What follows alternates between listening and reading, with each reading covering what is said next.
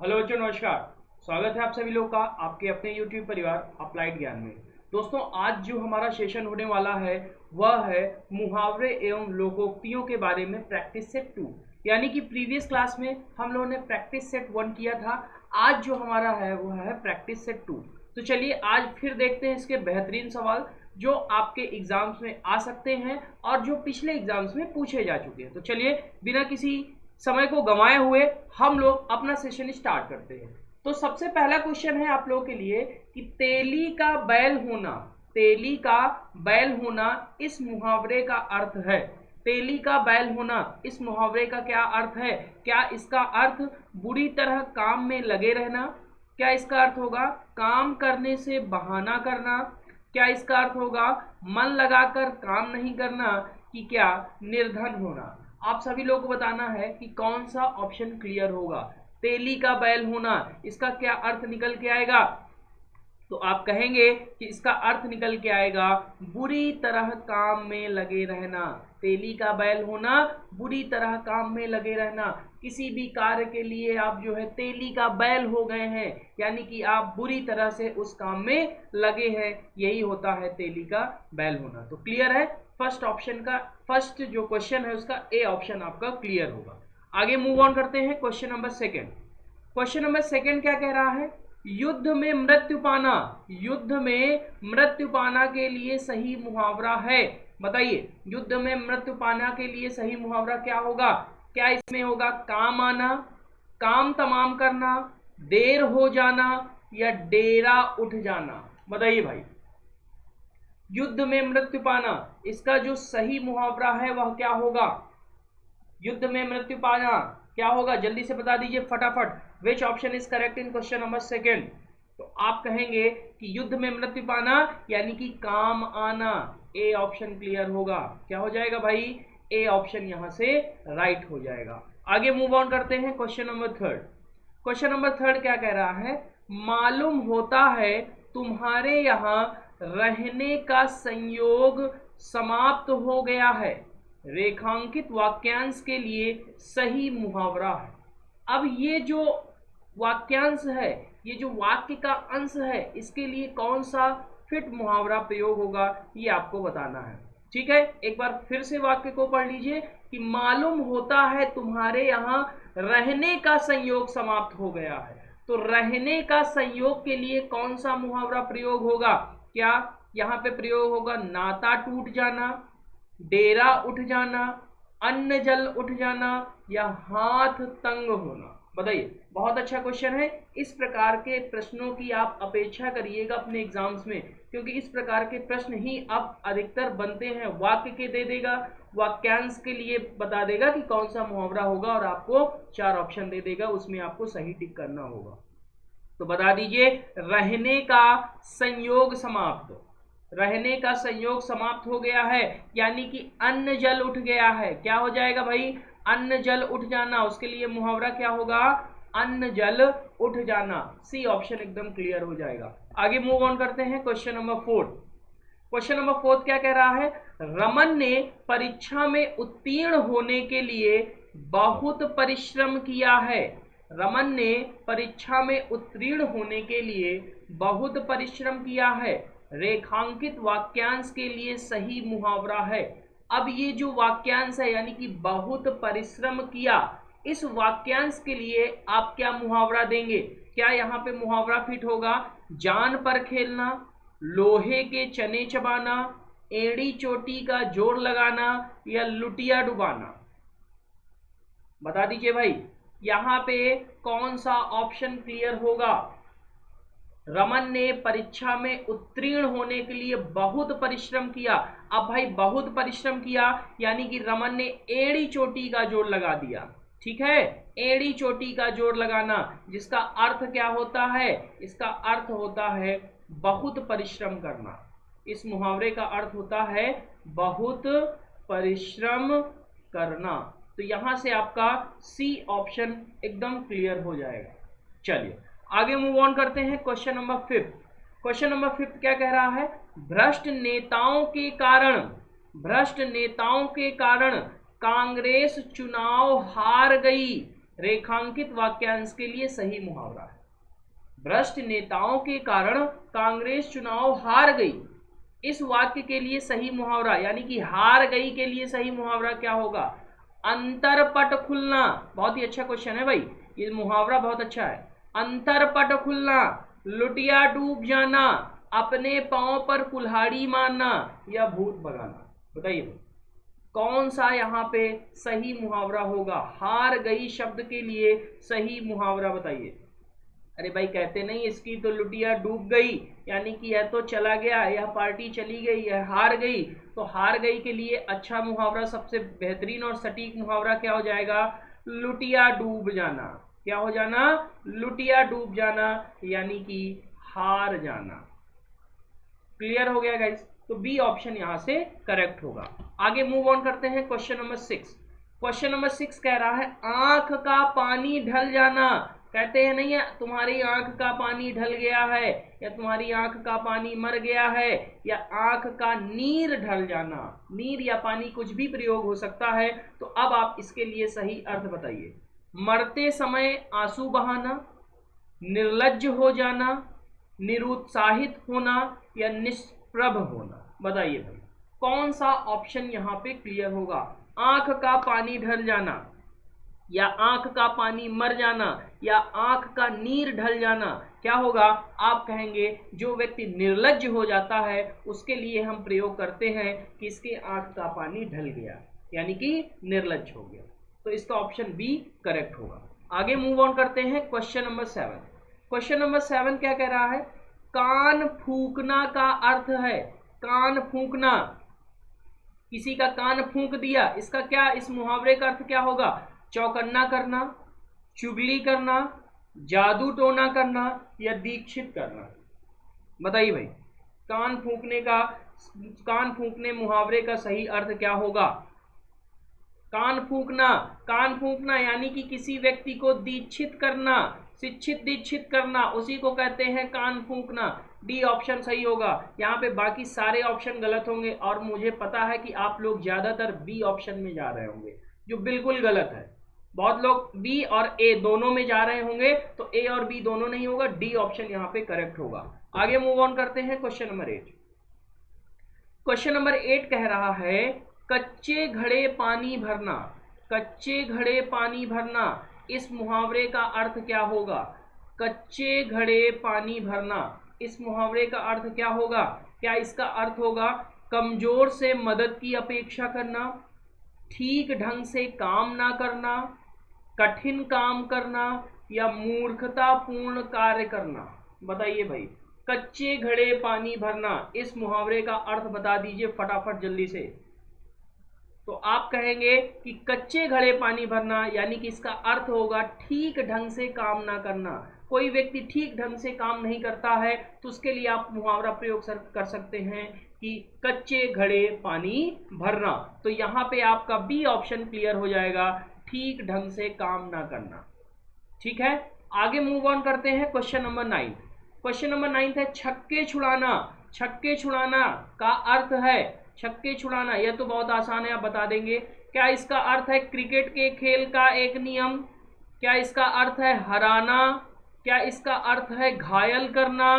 कि क्या इसका अर्थ है परेशान करना? बताइए भाई बहुत आसान है, लेकिन ऑप्शंस ऐसे होते हैं कि कंफ्यूजन हो जाता है। इसी वजह से हमें हर एक, चाहे वह सवाल कठिन हो चाहे सरल हो, हमें अवश्य उसको सॉल्व करना चाहिए। तो छक्के छुड़ाने का अर्थ है हराना।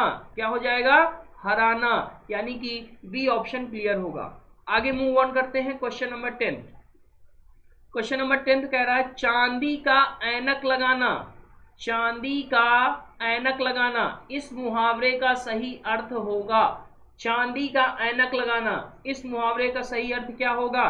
क्या घूस लेकर ही किसी का काम करना, खूब लाभ होना, किसी ना किसी प्रकार प्रतिष्ठा बनाए रखना या बहुत अमीर होना? बताइए भाई चांदी का ऐनक लगाना, इसका सही अर्थ क्या होगा? फटाफट बताइएगा। Which option is correct in question number 10? चांदी का ऐनक लगाना, तो इसका सही अर्थ होगा किसी ना किसी प्रकार प्रतिष्ठा बनाए रखना, ठीक है, कोई व्यक्ति है, उसकी अगर प्रतिष्ठा दांव पे लगी तो वह कुछ ना कुछ ऐसा बिहेवियर करेगा, कुछ ना कुछ ऐसी एक्टिविटीज करेगा कि उसकी प्रतिष्ठा बनी रहे। तो इसी के लिए आप मुहावरा प्रयोग करते हैं चांदी का ऐनक लगाना, यानी कि किसी ना किसी प्रकार की प्रतिष्ठा बनाए रखना। ये बहुत इंपॉर्टेंट है, आप लोग इसको एकदम कंठस्थ कर लीजिए। ठीक है, आगे मूव ऑन करते हैं। क्वेश्चन नंबर 11 कह रहा है दाम लगाना। दाम लगाना मुहावरे का सही अर्थ है। दाम लगाना यानी कि इसका क्या अर्थ होगा? मूल्य आंकना। क्या इसका अर्थ होगा पूरी कीमत देना? क्या इसका अर्थ होगा लागत मात्र देना? क्या इसका अर्थ होगा मोल भाव करना? कहते नहीं इस चीज का दाम लगा दो भाई, दाम लगाना। दाम लगाना यानी कि इसका मुहावरा क्या होगा? तो आप कहेंगे कि उस चीज का हम मूल्य आंक रहे हैं। दाम लगाना यानी कि मूल्य आंकना। ए ऑप्शन आपका करेक्ट हो जाएगा। आगे मूव ऑन करते हैं। क्वेश्चन नंबर 12 क्या कह रहा है? तोते की तरह आंखें फेरना। इस मुहावरे का सही अर्थ क्या होगा? तोते की तरह आंखें फेरना, इस मुहावरे का सही अर्थ क्या होगा? क्या इसका सही अर्थ होगा पुराने संबंधों को एकदम भुला देना, किसी रोग से बुरी तरह ग्रस्त होना, या दोस्त के साथ विश्वासघात करना, या बिना सोचे समझे निर्णय करना? बताइएगा। बहुत ही अच्छा ये मुहावरा है और एग्जाम्स में आने की पूरी संभावना है। बता दीजिए, तोते की तरह आंखें फेरना, इस मुहावरे का सही अर्थ क्या होगा? तो इस मुहावरे का सही अर्थ होगा कि पुराने संबंधों को एकदम भुला देना। आपके जो आपसी पुराने संबंध हैं, अगर आगामी समय में आपकी उस व्यक्ति से रंजिश हो गई तो जितने भी पुराने संबंध हैं आप उस व्यक्ति से भुला देंगे। और उसके लिए आपके कौन सा मुहावरा प्रयोग होगा? तोते की तरह आंखें फेरना, यानी कि मैंने शाम को देखा और मैंने देखते ही तोते की तरह आंखें फेर ली, यानी कि मैंने उससे जो भी उसके पुराने संबंध थे मेरे और उसके, मैंने सब भुला दिए। तो याद हो गया, तोते की तरह आंखें फेरना यानी कि पुराने संबंधों को एकदम भुला देना। ए ऑप्शन यहां से क्लियर होगा। आगे मूव ऑन करते हैं। Question number 13। क्वेश्चन नंबर 13 क्या कह रहा है? दिन को दिन और रात को रात ना समझना, इस मुहावरे का सही अर्थ होगा। दिन को दिन और रात को रात ना समझना, इस मुहावरे का सही अर्थ क्या होगा? बताइएगा भाई। क्या इसका सही अर्थ सूर्योदय से रात्रि पर्यंत अथक कार्य करना, वास्तविकता को समझने की कोशिश ही ना करना, यथार्थ से अवगत ना होना, या फिर कोई बड़ा कार्य करते समय अपने सुख आराम का कुछ भी ध्यान ना रखें? बताइएगा। बहुत ही अच्छा क्वेश्चन है, कौन सा ऑप्शन यहाँ पे क्लियर होगा? दिन को दिन और रात को रात ना समझना, यानी कि इतना तो आप समझ रहे हैं कि अथक प्रयास करना, बहुत ही ज्यादा मेहनत करना। तो भाई जब कोई आप बड़ा कार्य करेंगे और उस बड़ा कार्य करने में आप किसी भी प्रकार की सुख को जो है त्याग देंगे, आराम को त्याग देंगे, ये सब कुछ भी ध्यान नहीं रखेंगे, तो उसके लिए मुहावरा प्रयोग होता है दिन को दिन और रात को रात समझना। यानी कि कौन सा ऑप्शन क्लियर होगा? D option. कोई भी बड़ा कार्य करते समय अपने सुख आराम को कुछ भी ना ध्यान रखते हुए उस कार्य को करना, यही कहलाता है दिन को दिन और रात को रात ना समझना। यानी कि डी ऑप्शन यहां से क्लियर हुआ। आगे मूव ऑन करते हैं। Question number 14। पौ 12 होना, बहुत ही अच्छा प्रश्न है। पौ 12 होना मुहावरे का सही अर्थ है। मोस्ट इंपॉर्टेंट, पौ 12 होना मुहावरे का सही अर्थ है। क्या इसका सही अर्थ है दांव हारना? दांव हारना। क्या इसका अर्थ है कार्य सिद्ध होना? क्या इसका अर्थ है लाभ ही लाभ होना? कि क्या इसका अर्थ है सुबह हो जाना? बताइए। पौ 12 होना, इस मुहावरे का सही अर्थ क्या है? तो मैं आपको बताता हूं, इस मुहावरे का सही अर्थ है लाभ ही लाभ होना। जब किसी व्यक्ति को लाभ लाभ ही हो जाता है, अत्यधिक लाभ होता है, चारों तरफ से लाभ ही का साधन है, तो कहेगा पौ 12 होना, यानी कि लाभ ही लाभ होना। क्लियर है? आगे मूव ऑन करते हैं। क्वेश्चन नंबर 15 कह रहा है मखमली जूते मारना। मखमली जूते मारना, इस मुहावरे का सही अर्थ क्या है? मखमली जूते मारना, इस मुहावरे का सही अर्थ क्या होगा?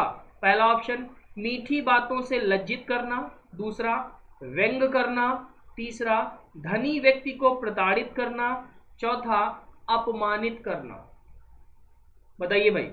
किसी व्यक्ति को आप कहेंगे मखमली जूते मारना, इस मुहावरे का अर्थ क्या होगा? यानी कि आप मीठी बातों से उस व्यक्ति को लज्जित कर रहे हो, उस व्यक्ति की जो है अपेक्षा कर रहे हो, मीठी बातें मीठी मीठी बातें करके क्या कर रहे हो, उस व्यक्ति को आप लज्जित कर रहे हो। यानी कि ए ऑप्शन यहां से क्लियर हो जाएगा। मखमली जूते मारना, इस मुहावरे का अर्थ होगा मीठी बातों से व्यक्ति को लज्जित करना। ठीक है, आगे मूव ऑन करते हैं क्वेश्चन नंबर 16। तो क्वेश्चन नंबर 16 क्या कह रहा है? रीढ़ टूटना, रीढ़ टूटना, इस मुहावरे का अर्थ क्या होगा? पहला ऑप्शन है आधार ही ना रहना, दूसरा ऑप्शन है निराश हो जाना, तीसरा ऑप्शन है कमजोर होना, चौथा ऑप्शन है दुर्दशाग्रस्त होना। बताइए भाई, रीढ़ टूटना मुहावरे का सही अर्थ क्या होगा? तो रीढ़ क्या होती है? रीढ़ मनुष्य का जो है आधार होता है, मनुष्य खड़ा होता है, तो अगर रीढ़ नहीं रहेगी तो वह खड़ा नहीं हो पाएगा, यानी कि उसका आधार है। तो यहां से आप लिंक कर सकते हो इस वाक्य को, इस मुहावरे का सही अर्थ जानने के लिए आप लिंक कर सकते हो थोड़ा सा बायो का प्रयोग करके। नहीं ऐसे सारे ऑप्शन ऐसे लग रहे हैं कि सही है। रीढ़ टूटना यानी कि व्यक्ति का आधार ही न रहना। अब जब आधार ही न रहना तो यही इसका अर्थ हो जाएगा, यानी कि आधार ही ना रहना। रीढ़ टूटना इस मुहावरे का सही अर्थ होगा आधार ही ना रहना। आगे मूव ऑन करते हैं क्वेश्चन नंबर 17। 17 कह रहा है शैतान की आंत, शैतान की आंत, इस मुहावरे का सही अर्थ क्या होगा? शैतान की आंत, पहला ऑप्शन अत्यंत धूर्त व्यक्ति, अत्यंत नगण्य वस्तु, बहुत लंबी वस्तु, अत्यंत लाभदायक वस्तु। बताइए भाई, शैतान की आंत। अब शैतान की आंत भाई हमें नहीं पता है कि शैतान की आंत कैसी होती है, लेकिन कोई भी बहुत लंबी वस्तु है तो उसके लिए हम मुहावरा प्रयोग करते हैं शैतान की आंत। यानी कि शैतान की आंत के मुहावरे का सही अर्थ क्या होगा? बहुत लंबी वस्तु। ठीक, तो सी ऑप्शन यहां से करेक्ट हो जाएगा। आगे मूव ऑन करते हैं क्वेश्चन नंबर 18। क्वेश्चन नंबर 18 क्या है? सुबह शाम करना, सुबह शाम करना, इस मुहावरे का सही अर्थ क्या होगा? सुबह शाम करना, पहला ऑप्शन क्या समय व्यतीत करना, दूसरा ऑप्शन आवारागर्दी करना, तीसरा ऑप्शन टाल मटोल करना, चौथा ऑप्शन दिन रात काम करना। बताइए भैया, सुबह शाम करना इस मुहावरे का सही अर्थ क्या होगा? तो किसी भी काम को कोई व्यक्ति टालता मटोलता रहता है तो आप कहते हैं यार क्या सुबह शाम कर रहे हो, काम करो उसको। तो सुबह शाम करना यानी कि टाल मटोल करना। सी ऑप्शन यहां से करेक्ट हो जाएगा। ठीक, चलिए आगे मूव ऑन करते हैं क्वेश्चन नंबर 19। 19 क्या कह रहा है? सूरत नजर आना, इस मुहावरे का सही अर्थ क्या होगा? सूरत नजर आना, क्या इसका अर्थ होगा गुण प्रकट होना? क्या इसका अर्थ होगा वास्तविकता का पता चलना? क्या इसका अर्थ होगा बहुत दिनों के बाद दिखाई पड़ना? कि क्या इसका अर्थ होगा उपाय सूझना? बताइए भाई, सूरत नजर आना इस मुहावरे का सही अर्थ क्या होगा? जी बिल्कुल, तो कोई चीज बहुत दिन बाद दिखाई पड़ रही है तो उसके लिए आप प्रयोग कर सकते हैं सूरत नजर आना, या ईद का चांद होना। दोनों का एक ही अर्थ होगा, चाहे वह सूरत नजर आना हो जाए चाहे ईद का चांद हो जाए, इन दोनों का अर्थ क्या होगा? बहुत दिनों के बाद दिखाई पड़ना। ठीक है, तो 19 का सी ऑप्शन क्लियर होता है। आगे मूव ऑन करते हैं आज का लास्ट सवाल क्वेश्चन नंबर 20। देखिए, ये जो प्रैक्टिस सेट है ये आप लोगों के फायदे के लिए कराए जा रहे हैं कि आप जो है जितनी भी थ्योरी पढ़े हुए हैं हिंदी सब्जेक्ट की, तो उस थ्योरी से किस किस प्रकार के प्रश्न बनते हैं और आपको वह थ्योरी कितनी याद है और किस प्रकार से आप उन प्रश्नों को हल कर पा रहे हैं, इस वजह से ये प्रैक्टिस सेट दिए जाते हैं। और ये प्रैक्टिस सेट आपके एग्जाम्स के लिए वरदान साबित होते हैं, यानी कि जो क्वेश्चंस कराए जाते हैं हूबहू उसी प्रकार के प्रश्न आपके एग्जाम में भी पूछे जाते हैं। तो मेरा आप लोगों से जो है एक विनम्र अनुरोध है, बड़े भाई की तरह आप समझ लीजिए, चाहे एज अ टीचर समझ लीजिए, आप इन प्रैक्टिस सेट को जरूर देखिए, हिंदी के हर एक टॉपिक का मैंने प्रैक्टिस सेट बनाया हुआ है, इन सब को आप फॉलो करिए। अगर आप इनको रेगुलर फॉलो कर रहे हैं और साथ में आपकी थ्योरी यानी कि ग्रामर पोर्शन पूरा कंप्लीट है, तो नो डाउट अगर आप उस एग्जाम में हिंदी आ रही है और हिंदी 20 या 25 जितने मार्क्स की है, आप फुल ऑन फुल सिक्योर करने का मादा अपने पास रखेंगे।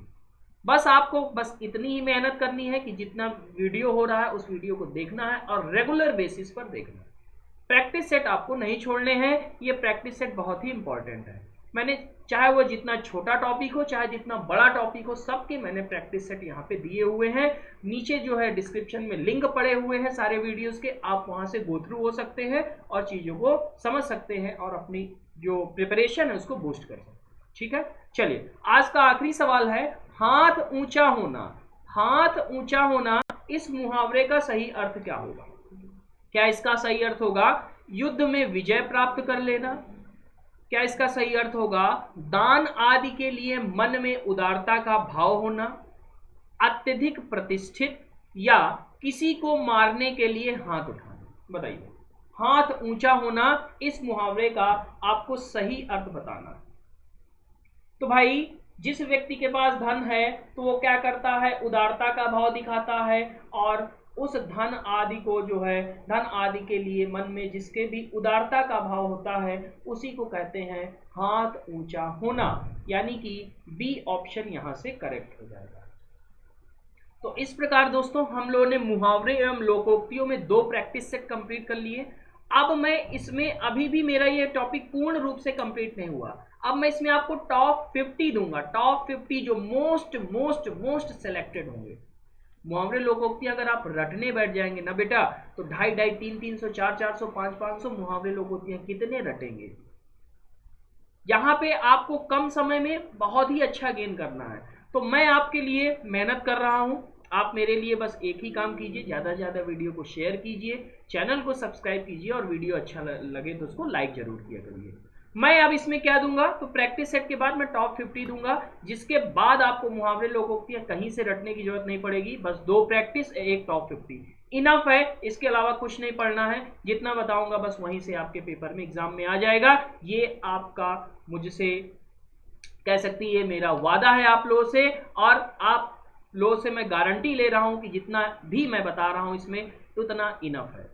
जितना मैंने प्रैक्टिस दिया है सारा प्रैक्टिस देख लीजिए, इससे बाहर कुछ नहीं आएगा। चलिए फिर मिलते हैं अगली क्लास में। अगली क्लास में फिर से हम लोग जो है मुहावरे लोकोक्तियों का टॉप 50 करेंगे, और टॉप 50 के बाद फिर कोई टेंशन नहीं रहेगी। आप पूरा जो है मुहावरे लोकोक्ति आपका पूरा दिमाग में होगा, कंठस्थ होगा, एक भी प्रश्न आपका गलत नहीं होगा। ठीक है, चलिए तब तक के लिए दोस्तों खुश रहिए, मस्त रहिए, मुस्कुराते रहिए और पढ़ते जरूर रहिए। जय हिंद।